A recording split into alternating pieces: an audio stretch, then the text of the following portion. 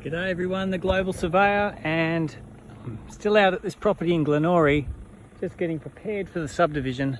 I have my Leica GS18 GPS receiver and a Leica CS20 controller, and I'm just logging some static data. You can see I've been here for about 4.5 minutes. I have the pole at 2 meters high, and I've put this really chunky survey peg in. It's about 75 mils square. It's probably about 400 mils long. I've whacked it in the ground. It's not going anywhere. And I've actually put a little screw, which is a Phillips head screw there, little cross.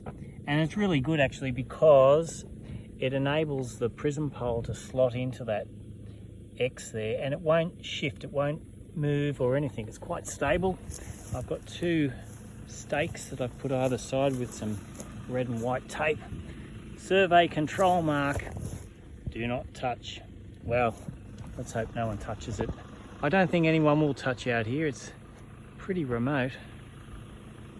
Thanks so much for watching everyone. Make sure you like and subscribe to the Global Surveyor on TikTok.